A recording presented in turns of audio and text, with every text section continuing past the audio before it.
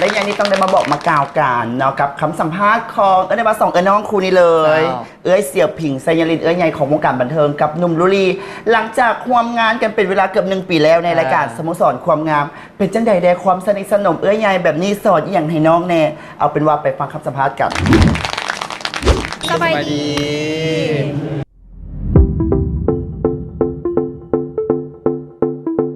เจ้าก็รู้สึกว่าเฮงห่วมและเฮงหู้นิสัยกันหลายขึ้นได้แอมแปะเอื้อยไปเท่าหน่อยแอมแปะเป็นอย่างไรความหู้ได้รักเอาความหู้ได้รักเอาความหู้แล้วก็ซื้อทอดความหู้ให้น้องเนี่ยบางอย่างเยอะ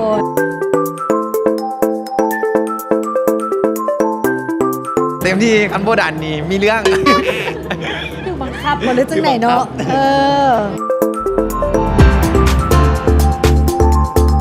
โดยก็ถือว่าเอาแบบเต็มทีเลยมีอย่างหู้อย่างกระบอกน้องเบิร์ดเนาะแต่ส่วนไหนน้องก็บ่ค่อยฟังความสินะมันก็แบบไปลิ้นเดิกมาเดิกสิก็แบบบ่มีสติโอ้ยหักบ่ได้ล้อยอกเนาะบ่แม่นเนาะ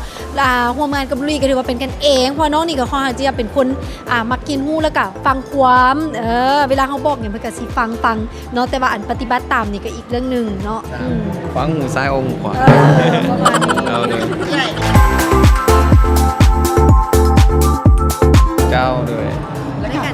เป็นรายการท่องเที่ยวสบายที่พาเที่ยวจะกำลัง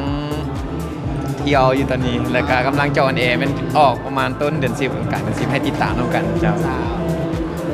โดยเอ้ยคุกเอ้ยเข้าบอกเราบอกคือเท่าเนาะกำลังทายทำรายการเนาะยิงลาวหยุกใหม่ถึงจะมาแบบเปลี่ยนสไตล์มาแบบแซ่บๆกันเลย3 สาวเขามีสาวเจนนี่สาวน้ำฝนแล้วก็เซลพิงเองนี่บอกหัวเพลงน้ำกันซึ่งว่าจะเป็นรูปแบบใดเอาเป็นว่าติดตามกันไว้นี่ทางโทรภาพลาวสตาร์เด้อจ้าขอบใจหลาย